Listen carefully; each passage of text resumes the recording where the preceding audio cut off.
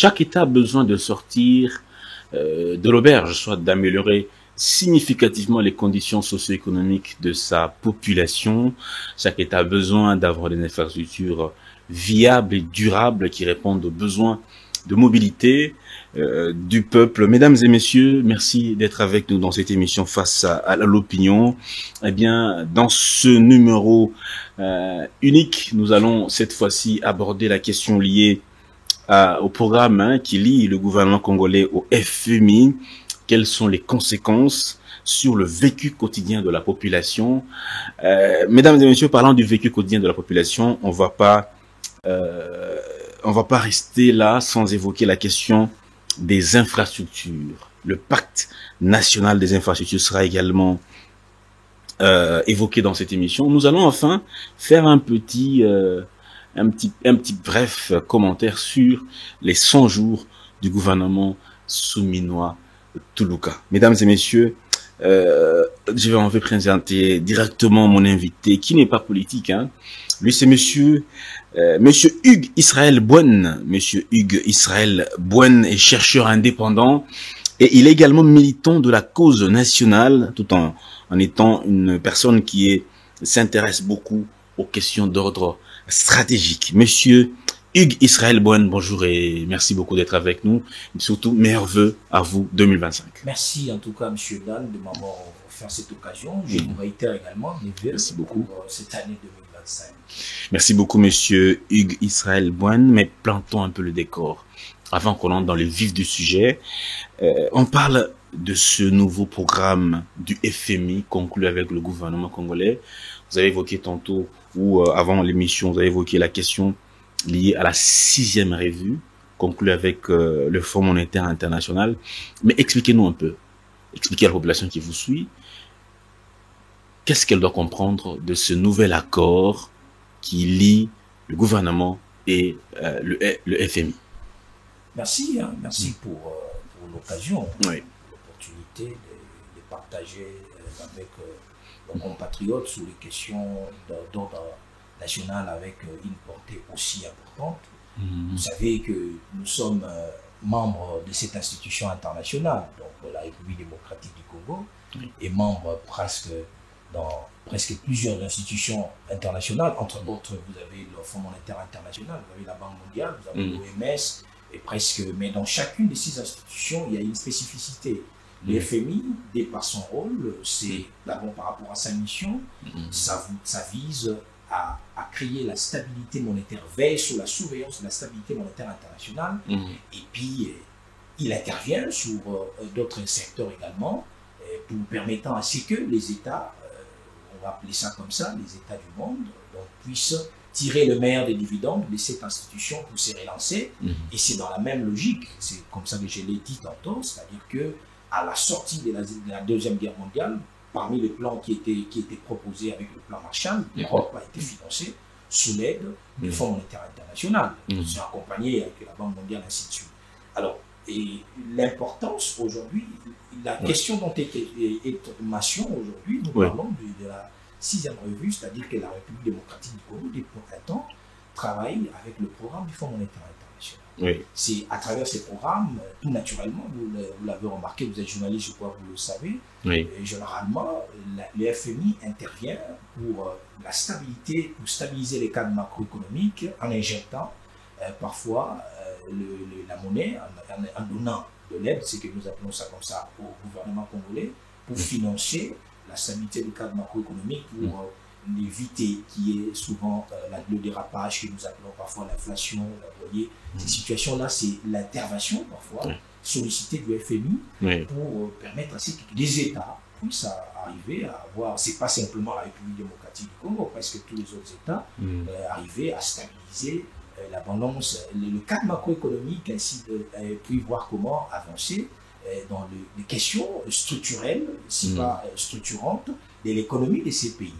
Alors, s'agissant de cette question, la République démocratique du Congo était d'abord en programme avec le FMI, parce que vous le savez très bien, et je ne vais pas faire l'histoire ici, on a eu à conclure on a eu les PPPD qu'on a eu à conclure à une époque ici, et le point d'achèvement de la dette, et on a relancé le programme. Mais alors pourquoi les États vont-ils vers le FMI pour contracter, si vous voulez, les programmes, contracter, signer des accords pour relancer leurs économies? Parce qu'on estime que le Fonds monétaire international est une institution crédible qui permet aux États d'avoir le moyen qu'il faut, selon les politiques qu'ils mettent en place, pour se relancer, pour se consolider ce que nous appelons généralement en termes techniques le cadre macroéconomique. Mais parce que vous l'avez posé la question, et ce serait une innovation. C'est une première pour le FMI de collaborer sur ce nouveau format avec la République démocratique. C'est de là que le sens même de cet échange trouve sa raison. C'est quoi la spécificité de ce programme? Tout généralement, lorsque nous collaborons avec le Fonds monétaire international, le Fonds monétaire international intervient par la Banque centrale pour stabiliser les cadres macroéconomiques. Souvent, l'économie congolaise est liée, parce que vous le savez que l'économie congolaise est dollarisée, est extravertie de par sa nature, et les chocs exogènes ou intérieurs rend faible, affaiblit le fonctionnement du circuit financier ou le circuit monétaire. Et de temps en temps, nous recourons au FMI pour stabiliser généralement les cadres macroéconomiques. Et donc, les FMI, à travers la Banque centrale, parce que vous savez, je l'ai rappelé ici, cette institution joue le rôle de surveillance monétaire internationale.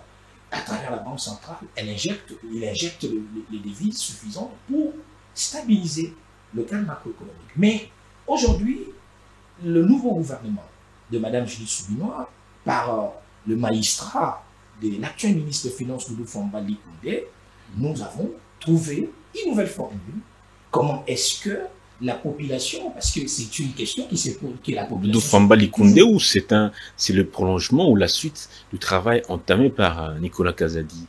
Doudou Famba, je parle de l'actuel ministre des Finances. Oui, bien sûr, mais la nouvelle négociation avec le FMI, cette négociation, ce n'est pas une sorte de continuation de ce qui a été fait avant. Mais Nicolas Kazadi avait conclu à la cinquième revue. Exactement. Voilà, c'est la continuité. Nous parlons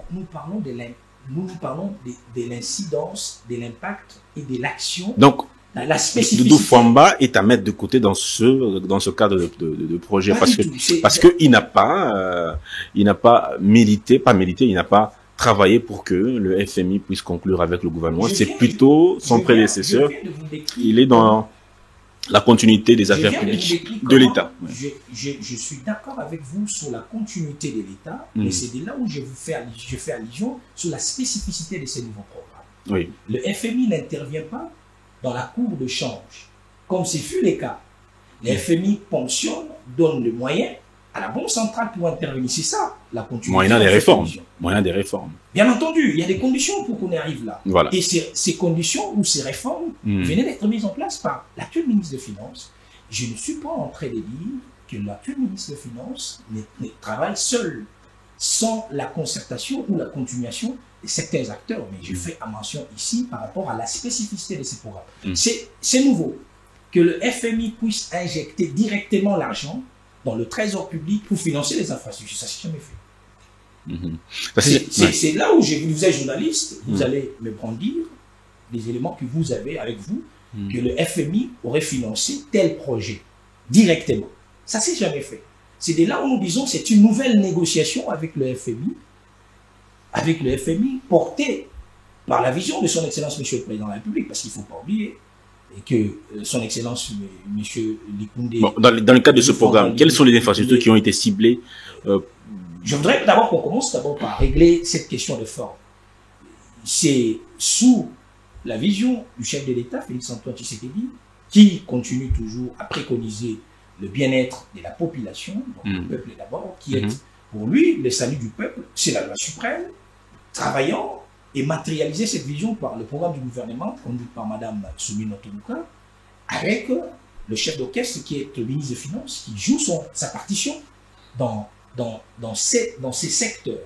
Et c'est lui, ayant intériorisé la vision du chef de l'État, c'est que avec le FMI, il fallait changer aussi les paradigmes. Il fallait changer la manière de coopérer avec cette institution.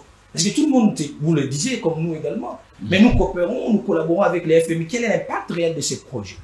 C'est là où le ministre Koundé a utilisé sa justesse pour dire, tiens, cette fois-ci, avec les FMI, nous devons aller sur des projets à impact durable ou impact réel dans le vécu quotidien de la population.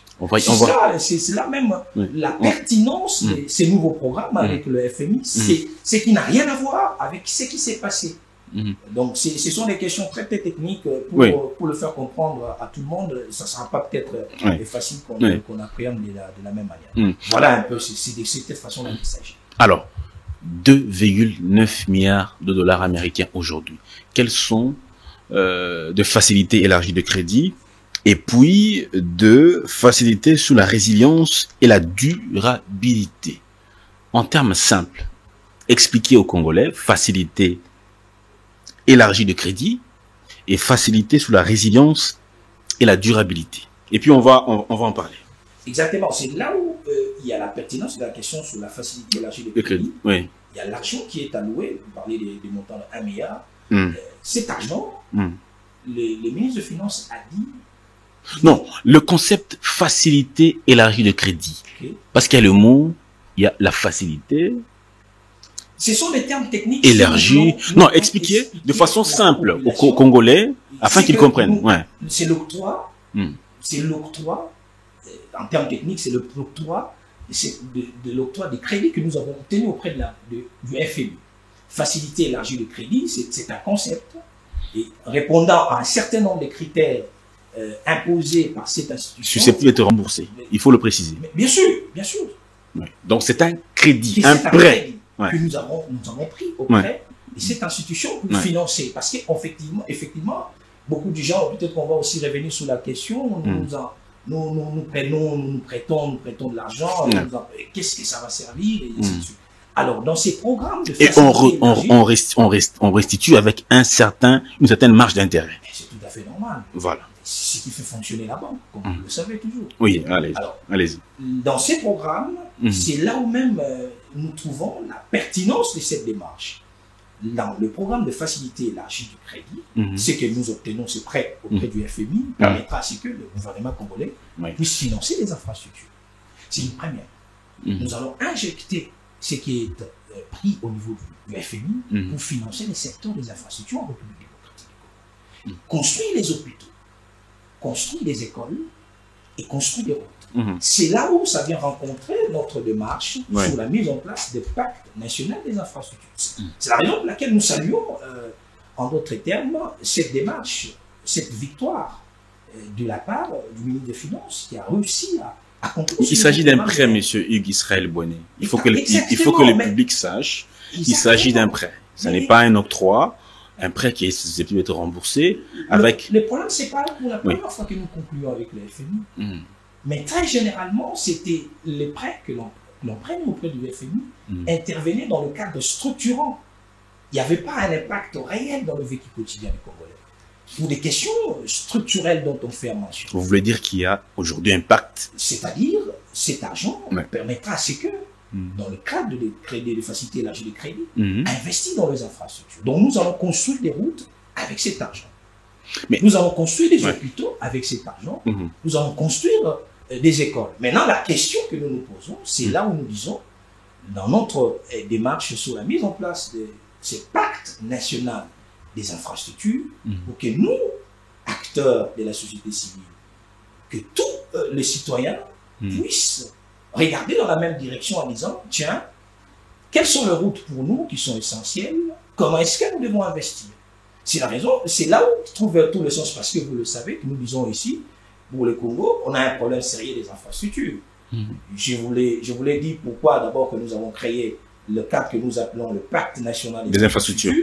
Et pourquoi? Parce que nous nous sommes rendus compte que le Congo est en retard. La République démocratique du Congo, 2 345 000 km². Le Congo est enclavé, il n'y a pas de route. Le Congo est enclavé. On n'a pas des infrastructures qui répondent. Mais ce n'est pas avec 2 milliards qu'on peut relier tout le Congo. C'est impossible. Je suis en train d'arriver. C'est-à-dire que les projets sous le pacte national des infrastructures voudraient que le Congo sorte de son enclave.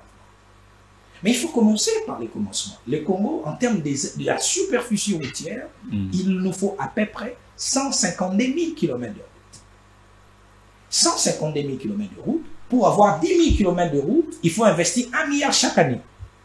1 milliard chaque année. Pour 10 000 km. Pour avoir 10 000 km de route chaque année. Pour avoir 10 000 ou 1000 km? Pour avoir 1000 km de route. Voilà. Excusez-moi. Pour avoir, c'est une heure. 10 000 km, 1000 km de route, il faut investir 1 milliard chaque année. Donc, vous voyez que le pays fait face à des questions cruciales. Mais pour faire maintenant 150 000 km, il nous faut combien? Il nous faut fois 10. Donc, c'est-à-dire que... 300 même. Ouais. Et le plus grand problème qu'on a ici, c'est-à-dire que cette question n'a jamais été placée sur la place publique et traitée de la manière la plus sérieuse possible. Est-ce que c'est prioritaire? En quoi la question des infrastructures est prioritaire par rapport à d'autres secteurs? Entre les routes et peut-être la santé, qu'est-ce qui est prioritaire? Je parlais sur la distinction de ce que vous venez d'évoquer, mais il faut savoir que vous êtes journaliste. Les Stalin disaient, sans les routes, les Congo ne vaut pas un pénis. Vous ne développez jamais un pays sans les infrastructures, mon cher ami. Vous le savez. Les infrastructures sont la condition sine qua non pour engendrer le développement dans un pays. Nous parlons de l'économie. Notre économie est extravertie. C'est-à-dire que nous avons cette logique des produits, les matières premières, qui ne sont pas transformés chez nous, qui vont en produits bruts, et on nous revient avec le produit final, et que nous payons le lourd tribut. Et notre économie en interne n'est pas intégrée. Les gens disent que pour la plupart, nos champs, les aliments, les articles, les produits agricoles qui sont façonnés dans nos champs n'arrivent pas à atteindre le centre de consommation. Pourquoi? Parce qu'il n'y a pas des infrastructures. Je l'ai dit dans nos échanges, nous le disons souvent, le Congo est un pays charnière, est un pays stratégique dans le monde. Le Congo occupe la même position que la Russie. Pour l'Europe, vous regardez la position qu'occupe la Russie dans le monde par rapport à l'Europe et en Asie, la position de la Russie est stratégique. Vous savez que la guerre qui se passe en Ukraine aujourd'hui, c'est parce que les Européens veulent utiliser l'Ukraine comme étant tampon pour contrôler la Russie. C'est la raison pour laquelle la Russie ne veut pas. Le Congo occupe une position géostratégique dans le monde. Nous sommes au cœur de l'Afrique, au cœur du monde. Quelqu'un peut quitter à partir du Congo, peut relier l'océan, rejoindre l'océan Atlantique, tout comme l'océan Indien. Donc nous réunissons à partir de l'Est, de l'Ouest. Ça peut nous prendre combien de temps? Donc c'est-à-dire que pour nous, nous sommes en train d'empêcher, de bloquer le développement de l'Afrique. Parce que nous sommes en retard en matière des infrastructures. On est en retard par rapport aux États voisins. On est en retard par rapport à presque tous les États du monde. Pourquoi? Parce que cette question des infrastructures n'a pas été placée au centre du débat politique. Ça n'a jamais été au cœur des débats politiques.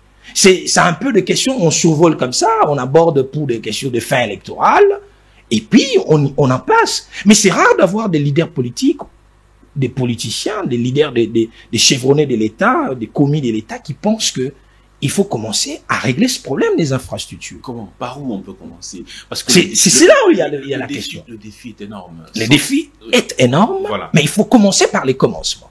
Comment? C'est cela que nous disons, nous saluons l'initiative avec le FMI, qui vient corroborer avec tant d'autres qui sont déjà en train d'être mis en place. Il y a un problème déjà. Les négociateurs à ce programme relèvent quand même certains problèmes, certaines inquiétudes dans l'affectation des fonds qui sont alloués à la République démocratique du Congo.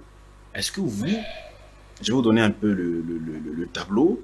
Il y a du point de vue sécuritaire plus d'1 milliard chaque année qui est alloué au secteur de la défense depuis 2023. L'économie congolaise reste totalement dépendante des matières premières et donc chaque fois qu'il y a fluctuation au niveau international, l'économie se retrouve totalement fragilisée. Il y a également, comment dire, des revendications salariales qui sont persistantes, marquées par des grèves dans la fonction publique. Est-ce que, avec ce tableau qui est peint, vous pensez que ce programme peut-il réussir totalement en RDC? je ne suis pas en train de dire le simple fait d'avoir conclu le programme avec le FMI résout tout le problème. Le problème du Congo, c'est un problème sérieux de moyens. Vous ne pouvez pas développer un pays avec un budget de 20 milliards, par exemple. On a des projections à peu près de 15 milliards, à peu près de 16 à 17 à 18 milliards. Ce sont les projections selon le budget qui a été présenté. On frôle à peu près 20 milliards.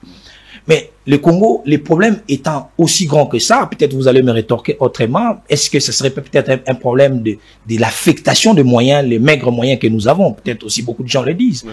Donc, le Congo, dès par sa position, dès par sa superficie, vous ne pouvez pas le développer avec aussi peu de moyens. C'est ça le plus grand problème. Mais ce n'est pas pour autant que nous ne pouvons pas réfléchir comment, tant soit peu, commencer ce travail. Aujourd'hui, le plan de construction de routes pour relier les 4 coins de la RDC, ce plan-là n'existe pas aujourd'hui. Dire que ça n'existe pas, c'est faux. Mais seulement, les moyens ne sont pas aussi disponibilisés pour répondre à ces problèmes. C'est pourquoi nous disons, au travers de ces pactes nationaux des infrastructures, oui, que l'on veut que tous les acteurs, même les acteurs politiques, les acteurs de la société, nous puissions regarder dans la même direction. Pour que nous disions, et tiens, il y a une urgence. Le pays est enclavé. On peut mobiliser les moyens. En interne, on peut mobiliser les moyens. Regarde, le PIB, le Congo, en termes de PIB, on est à peu près en train d'envoisiner. Le PIB envoisine à peu près 400 milliards. C'est-à-dire avec ces PIB, si vous allez par exemple contracter, comme vous le dites, parce que les gens souvent disent que on a maintenant une dette de 15 milliards auprès du FMI. Bon. Le PIB congolais, c'est à peu près 500 milliards, mais on continue toujours à mener des investissements. On peut aller même au-delà. Donc, c'est-à-dire que nous sommes crédibles sur les circuits financiers internationaux pour pouvoir solliciter les moyens pour développer les pays. Donc, on peut mettre en place, ça par exemple, c'est que nous parlons du FMI ici, ça fait partie des ressources du Congo. Le Congo a un sérieux problème d'affectation de fonds, M. Hugues Israël Bonella, vous le savez. D'abord, il y a un problème de mentalité. C'est cela que nous disons. C'est pourquoi on est sur plusieurs défis à la fois. Exactement. C'est la raison pour laquelle nous voulons saluer le leadership conscient de ces nouveaux animateurs que nous avons, par exemple, dans ces nouveaux gouvernements. Et parce que, il faut comprendre que dans ces marasmes dont vous faites allusion, dans ces problèmes de mentalité, il y a quand même quelques Congolais qui se démarquent. Je vous cite, par exemple, l'actuel ministre des Finances. Vous saluez ce gouvernement. Oui, je salue. Le patron du secteur des infrastructures et a été sous motion à l'Assemblée nationale parce que selon les députés qui le visent sous motion, l'affectation des fonds pour la réhabilitation des routes a été mal affectée et donc il doit s'expliquer. Exactement. Mais vous, quand même, vous saluez ce gouvernement. Mais c'est un devoir. Non, mais c'est-à-dire que le gouvernement, c'est un tout. Mais dans le tout, il y a des parties. J'apprécie les initiatives, l'ensemble, la gouvernance de certains ministres. Vous avez le ministre des Finances qui fait un travail remarquable. Il a mené des réformes entendues au moment voulu. Aujourd'hui, nous avons la stabilité du cadre macroéconomique, n'oublions pas. Nous avons la régularité de la paye des fonctionnaires de l'État qui est un problème. Je suis sûr. Je sais de quoi je parle. Les médecins sont payés? Je sais de quoi je parle. Les médecins Je sais de quoi je parle. Pourquoi ils sont en grève? Je sais de quoi je parle. Les médecins. Le plus grand souci. Les infirmiers. Le plus grand souci que nous avons. Le souci persiste. Le plus grand souci que nous avons depuis longtemps, c'est ça le plus grand problème. C'est-à-dire que nous avons des vrais problèmes. Je nie pas cela. C'est-à-dire qu'il n'y a pas que des médecins. Il y a pratiquement plusieurs couches de la société socio-économique qui revendiquent, au fait, qu'il y ait amélioration et des conditions sociales. C'est là où je pense que nous devons nous mettre d'accord sur le fait que nous devons placer sur la place publique les débats sur la réduction des trains de vie des institutions. Parce que il faut réellement agencer les dépenses publiques. Il y a un problème d'affectation des fonds. Je ne dis pas qu'il y a justement, c'est simplement pas un problème d'affectation des fonds. Il y a un problème sérieux que nous-mêmes, Congolais, nous sommes en train de nous mettre d'accord en termes de notre démocratie. C'est-à-dire que le budget est élaboré à l'Assemblée nationale. L'autorité budgétaire, c'est le Parlement. Si l'autorité budgétaire est le Parlement, toutes les couches qui réclament l'amélioration de leurs conditions de vie, devant information, devaient le faire savoir au Parlement. C'est vrai qu'ils ont leurs représentants, mais on peut faire exercer la démocratie directe. Parce que si on pense que l'on doit continuer à réagir en aval, c'est-à-dire en faisant pression auprès des institutions, après que le budget ait été exécutée, adoptée à l'Assemblée nationale, c'est là où nous faisons fausse route. Est-ce que cette loi des finances, d'ailleurs, elle est respectée de façon... C'est là où nous faisons fausse route. Rigoureuse. Je pense que la question sur l'amélioration des conditions sociales, des conditions salariales des fonctionnaires de l'État, c'est une question préoccupante qui devra être débattue de façon froide. Et l'institution habilitée pour traiter cette question, c'est le Parlement.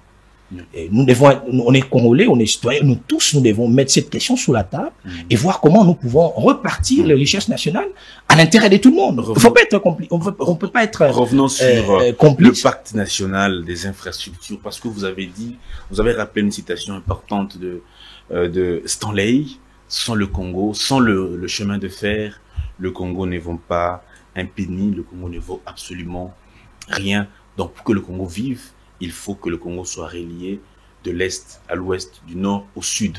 Alors, dites-nous, monsieur Hugues Israël Bouen, quelles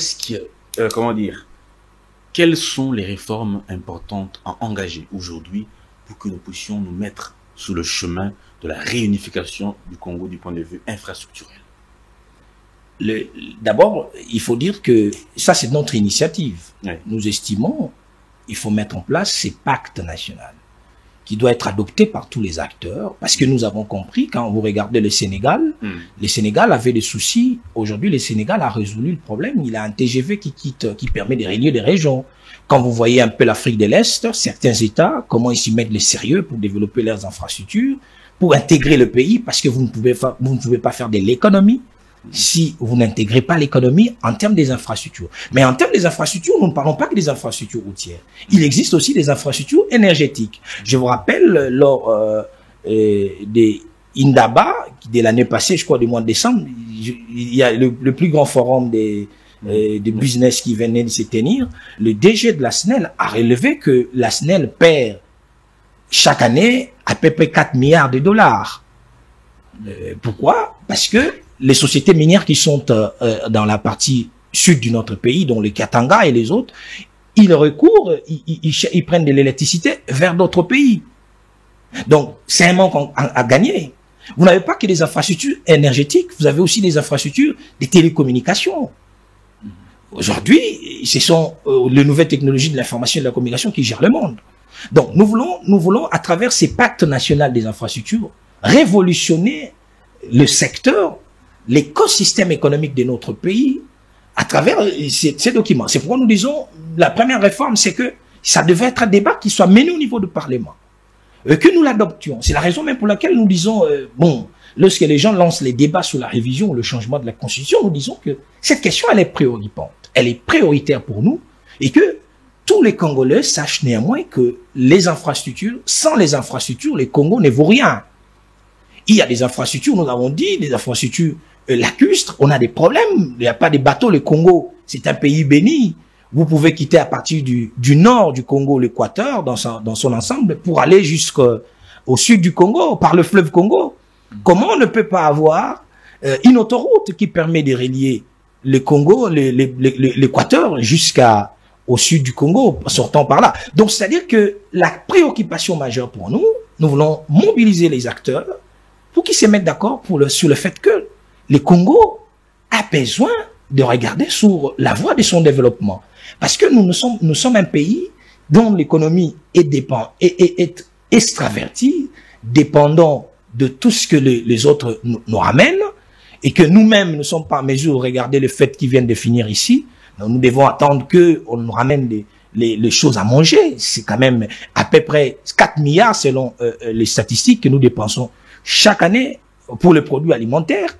Mais or, ces 4 milliards, si nous le conservons en interne, ça constitue quand même une grande valeur ajoutée, une plus-value. Donc, le Congo étant un marché intérieur qui n'existait pas, il faut construire ces marchés intérieurs.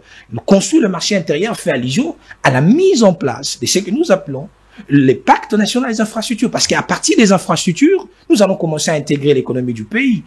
Vous n'avez pas de développement sans les routes. Vous n'avez pas l'économie sans les infrastructures. Donc, c'est à partir de ces cadres, cette plateforme, ces cadres qui permettra, c'est que les acteurs politiques commencent à réfléchir. Mais c'est là où je salue un peu les initiatives qui sont déjà en train d'être menées. Regardez le chef de l'État, combien il a insisté sur la route Kalamba-Mbouji. Est-ce que ça intègre le pays? Vous regardez tout récemment la visite de Joe Biden avec le président Lorenzo et notre président de la République, également en Angola, sur le corridor de l'Obito. Oui. Parce que on comprend maintenant que le Congo est en train de traîner un peu le pied sur ces questions. Alors il faut un peu l'aider. C'est la raison pour laquelle nous pensons qu'il faut accélérer les mécanismes par ces câbles. C'est la raison là pour laquelle aussi nous insistons par rapport à ces nouveaux programmes avec le FMI. Il faut que le regard soit plus focus sur quelles sont ces routes qui seront justement financées. Et quel serait l'impact réel dans l'intégration économique de notre pays? Parce que nous disons que les routes des dessertes agricoles sont des routes prioritaires pour nous. C'est pour la raison pour laquelle, d'ailleurs, nous l'évoquons, et nous saluons la bravoure du travail réalisé par le ministre des Finances, mais nous voulons, à travers l'affectation des moyens qui seront alloués, nous voulons qu'ils priorisent les routes des dessertes agricoles. À travers ces montants, si on finance parce que c'est un peu colossal, on voit comment on peut cibler des zones spécifiques, développer ces infrastructures de façon rapide, pour que nous puissions un peu réduire notre capacité d'importation et permettre à ce que l'économie nationale ou l'économie locale, là où les routes des dessertes agricoles sont construites, puisse juguler. C'est de cette façon que nous voyons les choses. Vous vous intéressez aux questions d'ordre stratégique également. Si au Congo, si aujourd'hui la RDC est reliée d'un bout à l'autre, quelles peuvent être les conséquences du point de vue économique? Mais c'est clair, on a un pays développé. Parce que, regarde. Attendez, regarde. Vous voulez dire que si le Congo aujourd'hui est relié, s'il y a des routes qui sont construites, s'il y a des chemins de fer viables, c'est déjà le développement. Mais attendez, mais c'est une plus-value. Vous n'avez pas l'économie sans les infrastructures. C'est la raison pour laquelle je ne fais pas l'apologie des scientifiques ici. Il y a un intellectuel qui disait les infrastructures définissent la superstructure, les infrastructures économiques. Donc quand vous avez les infrastructures économiques, donc les routes dont on a fait allusion, les infrastructures énergétiques, donc les barrages, vous avez les ports, par exemple le port en eau profonde des Bananas ici, que je salue, et je pense qu'il faudrait accélérer les travaux avant toute mise en œuvre de projets de pont, route, rail. C'est un vieux projet. Il faudrait vraiment que l'équipe gouvernementale s'y attelle avant que nous puissions conclure le projet de construction de route, pont, route, rail, Kinshasa-Brazzaville. Il faut accélérer d'abord les travaux là-bas parce que ça permettra de révolutionner notre secteur portuaire et engager plus les moyens nécessaires. C'est vraiment la priorité. Il y a l'Obito, il y a Kinshasa-Brazzaville, il y a Banana. Pour vous, ça serait quoi la priorité? Pour moi, il faut accélérer le projet de port en eau profonde de Banana. Parce que, regarde, si on met la route rail Kinshasa-Brazzaville, le point n'est pas loin. Et nous, notre économie est douanière. Pour la plupart des cas, c'est le port.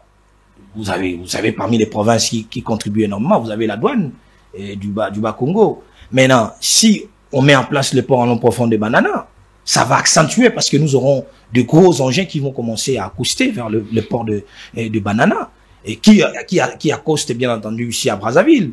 Maintenant, Brazzaville et Kinshasa, vous calculez les kilomètres, Kinshasa c'est à 40 000, 20 minutes, 10 minutes, tandis que le bas Congo et Kinshasa c'est quand même des jours et des heures. Alors la priorité pour nous, il faut commencer par Banana parce que ça renforce ce que nous appelons la souveraineté économique de la République démocratique. Quelles sont les routes prioritaires à moderniser aujourd'hui en RDC? Je pense que le schéma est clair. Ouais. Vous avez les routes, d'ailleurs la cartographie routière est claire, vous avez les routes nationales numéro 1, les routes nationales numéro 2, nationale numéro 3, ce sont des routes prioritaires qui permettent à ce que vous savez que Lumumba a quitté Kinshasa pour fuir vers Stanley de l'époque, pour aller jusqu'à Kisangani. Vous savez, il est passé par la route. Donc aujourd'hui, c'est des mythes qu'on ne sait plus aujourd'hui les faire. Donc c'est-à-dire que il y a des routes nationales qu'il faut renforcer, mais à l'exception de ces routes nationales, il faut travailler aussi les routes des desserts agricoles. Parce que quelqu'un qui est dans le fin fond des plateaux du Batéké, à Maluku, qui produisent dans son champ, il ne sait pas s'y relier directement à la nationale numéro 1. Vous voyez qu'il y a un problème. Si on fait des routes des desserts agricoles, les productions qui pourrissent dans les milieux reculés, ils pourraient rejoindre le centre de consommation et ça pourrait créer de la croissance, de la richesse, ainsi de suite. Donc, pour moi, les routes des desserts agricoles sont prioritaires, mais ça demande un travail. C'est un travail technique. Il faudrait bien qu'on puisse le faire avec une étanchéité nationale, c'est-à-dire que si nous touchons des routes à caractère national, ou même des desserts agricoles, pour qu'il y ait un impact réel, un impact au niveau de certaines provinces, et voir comment ça pourrait aussi désenclaver ces coins. C'est comme ça que nous voyons ça. Et donc, c'est là que nous émettons par rapport à ces projets-là. D'accord, par rapport au projet. Mais les partenaires de la République démocratique du Congo, dans ce cadre aussi de projet de réunification de la République démocratique du Congo par le pacte national des infrastructures, les partenaires clés de la RDC peuvent être lesquels et quels peuvent être leur apport dans ce domaine-ci, par exemple? Bon, écoute, ça c'est un travail du gouvernement, hein, mais en termes des individus ou en termes de privés, on connaît beaucoup des gens. Par exemple, ici à Brazzaville, il y a une société internationale française qui est spécialisée dans la construction de routes. Et je vous dis, c'est là où nous voulons encourager les initiatives. Est-ce que on peut développer les pays sans pour autant que nous puissions mettre des moyens et avec des ressources innovantes? Les gens financent les péages, par exemple. On peut jeter une autoroute Kinshasa, Banana, Kinshasa, Kasumbalesa ou Kinshasa, Lualaba, sans que l'État ne débourse un fonds. Mais le problème ici, c'est que vous avez fait allusion aux mentalités, c'est qu'il y a certains individus qui pensent qu'il faut privilégier leur ventre au détriment du pays. Quand des partenaires viennent pour dire, par exemple, tiens, ça c'est ce que nous appelons les ressources innovantes. Nous voulons construire cette route. Il y a des gens quand même des coquins, mais je pense qu'avec le nouveau leadership, ces efforts sont un peu moindres. Je crois que dans le cadre de ces gouvernements, il y a aussi certains partenaires qui estiment qu'ils vont venir dans ce sens pour relancer un certain nombre de projets. Mais nous pensons qu'il faudrait vraiment accentuer davantage pourvu que nous puissions obtenir le résultat dans le court délai, parce que vous avez fait des calculs avec nous, 152 000 kilomètres de route, s'il faut faire les années, ça va prendre beaucoup de temps, mais on peut réduire selon les investissements ou selon le travail que l'on commence maintenant. Quel modèle peut être à privilégier? Et il faut développer les partenariats publics-privés innovants, mais avec des gens sérieux. Hein, avec pas avec de margoulins, des gens qui estiment qu'ils peuvent continuer à se tremper derrière les étrangers que nous ramenons pour engager, pour financer les pays. Il faut développer un partenariat public-privé sérieux. Je vous parle par exemple, même les États-Unis, beaucoup de gens ne le savent pas. C'est la fondation Rockefeller qui a financé la construction de chemins de fer aux États-Unis. Un privé. C'est un privé. Mais c'était quoi les deadlines? Jusqu'à 100 ans, le remboursement. Mais vous avez des gens, parfois quand ils ramènent des partenaires, ils vous disent que vous payez après chaque année. Or, nous sommes en déficit. On a besoin de moyens pour développer les pays. Alors, on peut quand même voir comment étaler l'échelonnement pour commencer à financer. L'État seul, avec ses propres moyens, c'est carrément impossible aujourd'hui de relier tout le Congo. Je dis pas que c'est impossible, mais la vitesse avec laquelle nous voulons que le travail soit fait, ça sera pas fait dans cette vitesse-là. Vous voyez, c'est-à-dire que nous voulons accélérer la vitesse, mais je pense que avec toutes les réformes qui sont engagées, par exemple par les ministres de Finances, avec tous les autres collègues de ces ministères ou du gouvernement, c'est-à-dire que nous voulons un peu essayer un peu d'accentuer, faire monter un peu, gonfler un peu les budgets nationaux, parce que si on aura plus de moyens, plus on engage les moyens, plus ça permettra également de financer le plus gros de projets. Parce que nous parlons des infrastructures hospitalières. Le Congo n'a pas un hôpital qui est capable de prendre en charge 5000 personnes. Nous avons été frappés par la Covid ici. Vous avez vu, si c'était des cas comme en France ou en Chine, on allait connaître des problèmes sérieux. Donc nous avons suffisamment besoin de moyens pour développer les pays dans la matière des infrastructures.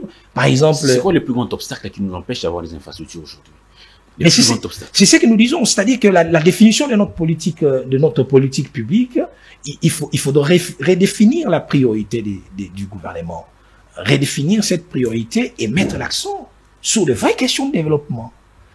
Je vous ai parlé du train de vie des institutions, par exemple, qu'il faudra réduire. Il y a aussi l'insécurité, la défense qui vous bouffe plus d'1 milliard. Oui, ça, il faudra vraiment qu'on se le dise, hein, et il faut dire que ça, il faut pas, vous le savez, c'est une question qu'on ne va pas quand même aborder, mais vous le savez que cette agression est une stratégie qui a été mise en place après le renversement du pouvoir de Mobutu, par le Rwandais et Paul Kagame et Museveni, soutenu par la famille Bush, vous le savez, la famille Bush, les Américains, parce que c'est la même théorie, c'est le même paradigme de l'exploitation de minerais.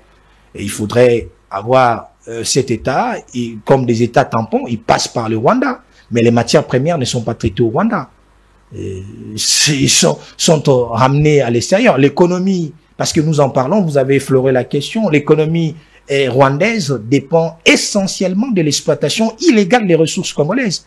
À part cela, le Rwanda reçoit 20 millions et reçoit à peu près 20% financé à l'auteur de 20% par l'aide internationale. Vous ne pouvez pas fonctionner un pays avec l'aide internationale de 20% sur le 20% de votre budget. Tout le reste, c'est le minerai que le Rwanda continue à exploiter illégalement. C'est la raison pour laquelle les groupes armés locaux qui exploitent aussi. Mais c'est ça la stratégie du chaos qui a été mise en place. Et si vous regardez le point d'atterrissage, c'est toujours vers le Rwanda que ces gens se dirigent pour permettre à ce que cette économie de prédation qui a été mise en place pour fonctionner. Voilà un peu comment ça fonctionne. Donc, les programmes que nous avons fait allusion ici, et puis avec le programme de FMI que nous avons parlé, on peut parler de fonds sur la résilience et la durabilité. Tout à fait. Alors, vous avez, avec ça, le FMI, il va dans le sens aujourd'hui de développement durable. On doit aller pour financer l'économie alternative. Et on doit quitter dans le reboisement, parce qu'il faut aller dans le reboisement, quitter dans l'exploitation de l'extrait l'exploitation qu'on a l'habitude de faire de la braise, on coupe les arbres, tout ça, ça crée le problème de réchauffement climatique. Avec le fonds qui sera réellement accordé, ça permettra à ce que nous investissons dans la économie propre, l'économie verte, qui permettra à ce que la République démocratique du Congo se place sur l'orbite des nouvelles économies et prospère avec des nouvelles intelligences ou technologiques. C'est ça aussi la pertinence de cette démarche. Parce que tout le monde crie aujourd'hui, Kinshasa, on ne sait pas vivre, le réchauffement climatique, mais les coûts, l'effort de l'homme dans la destruction de l'environnement est continu. Maintenant, si on prend cet investissement, c'est prêt au niveau de fonds pour la résilience et la durabilité, nous investissons dans le secteur de la transition énergétique et écologique, nous serons en train de nous prévenir, nous pour savoir faire face, capable de faire face aux enjeux vitaux qui guettent la planète. Donc nous aurons une économie propre et qui ne seraient pas en train de s'effriter face aux enjeux. Le problème principal, c'est la mauvaise gouvernance. La mauvaise gouvernance, oui, mais il y a des acteurs qui se démarquent. Je vous ai parlé du ministre du Je parle du lancement du processus de reconstruction dans les infrastructures. Parce que vous avez évoqué les infrastructures liées, infrastructures sanitaires, infrastructures routières, les infrastructures liées aussi aux infrastructures publiques, à savoir par exemple les institutions étatiques qui doivent aussi être bien construites. Dans tout ça, le plus grand problème du Congo, c'est, vous l'avez dit, la mauvaise exploitation, la mauvaise affectation des fonds. C'est là où nous sommes partis, c'est-à-dire que c'est là où le début, mais je crois que les efforts sont en train d'être fournis pour qu'on arrive à rééquilibrer les dépenses et à regarder vraiment dans les secteurs essentiels, parce que nous avons intérêt à investir dans ce sens-là. C'est de là que notre salut en dépend. C'est nous voulons lancer ce débat public, il faudrait qu'au niveau du Parlement, c'est cela où nous voulons aussi interpeller quand même quelques acteurs politiques qui comprennent quand même que comment des gens comme les grands dirigeants qui sont aujourd'hui déjà partis comme Muammar Kadhafi, le Libyen, qui ne comptait essentiellement que sur le pétrole, a su quand même un peu relier la Libye d'un bout à l'autre. Comment il a procédé, selon vous? Quelle était la stratégie? Kadhafi, c'est un visionnaire. Vous parlez de pétrole, n'oubliez pas que le Kadhafi, il faisait partie de la stratégie sur le pays du Golfe, parmi la plus grande stratégie, qui avait mis il faisait partie de ces blocs qui ont mis en place la stratégie pour créer la crise de pétrole, pour renverser un peu les tendances. C'est la raison pour laquelle la Libye a tiré quand même dans son épingle du jeu, a développé les pays. Donc il faut créer une vision, et cette vision qui se matérialise avec des hommes conscients. Un chef d'État visionnaire. Et il faudrait avoir de la vision. Et cette vision qui s'accompagne, parce que seul vous ne pouvez rien, avoir des gens qui vous accompagnent dans cette vision, et au travers de cela que nous pouvons arriver à atteindre un certain nombre d'objectifs. Mais je ne dis pas que les autorités actuelles n'ont pas la vision. Ils ont également une vision. Mais cette vision n'est pas aussi orientée et canalisée avec des animateurs pour que l'on arrive à cela. Mais c'est un idéal. La vision est un idéal. Et comme on dirait par Platon ou Socrate, c'est un idéal. Mais il faudrait qu'il y ait des gens épris, de bon sens, pour que nous arrivions quand même à accélérer les processus. C'est là où, c'est là où on a un peu de petits soucis. Regarde, le chef de l'État, il a bousculé les choses. Aujourd'hui, le pays est en chantier. Les routes ne sont pas des routes en terre battue. On est en train d'asphalter des routes. On est en train de bitumer les routes sous l'ensemble du territoire. C'est une révolution aussi. C'est un grand travail qui s'est fait. Mais c'est pas suffisant. Mais tout ça, mais il faut aussi qu'il y ait des acteurs qui accompagnent cela. La raison pour laquelle ici, parce que nous parlons des questions de gouvernance, le Congo ne peut pas simplement se développer avec une gouvernance nationale en termes du président de la République. On doit avoir des gouvernants ambitieux, visionnaires, et des managers qui sont capables. Mais l'impulsion doit venir quand même. Mais c'est ça le plus grand danger. Entre-temps, nous reconnaissons au niveau de notre constitution que les provinces sont des entités décentralisées qui jouissent de l'autonomie. OK? C'est-à-dire qu'on suppose que dans ces provinces, il doit y avoir des... Ce ne sont pas des États indépendants. Non, mais dans notre forme déjà, dans notre forme, dans notre interdépendance. Bien entendu, mais ça n'empêche pas qu'on ait des gouverneurs visionnaires. Mon frère, il y a l'argent à l'international. Il suffit d'avoir des gens qui sont capables de mobiliser cet argent. C'est pourquoi nous parlons, moi je suis dans la conception d'une gouvernance globalisante. Je ne vois pas que le développement d'un pays passe par un seul individu. Si on me donne ma part de responsabilité, je suis gouverneur d'un point X, d'une province Y, je mets en place des stratégies pour développer ma province. Et je vous dis qu'il y a les moyens à l'étranger. Il y a les moyens à l'étranger, et les Qatar et les autres, le pays arabe, ils ont suffisamment de moyens, mais ça demande qu'ils ont avoir les leaderships pour aller mobiliser ces ressources, capter ces ressources au niveau international et puis venir faire développer les provinces. Alors tant qu'on n'aura pas cela, c'est pourquoi on continuera à penser que tout doit venir du chef de l'État qui n'est pas un dieu. C'est ça la plus grande Monsieur Israël Bouen, merci beaucoup d'avoir été des nôtres, mais pour finir, qu'est-ce que nous devons retenir de votre passage dans cette émission Entre les lignes? Ça sera votre dernière intervention. Oui, allez-y.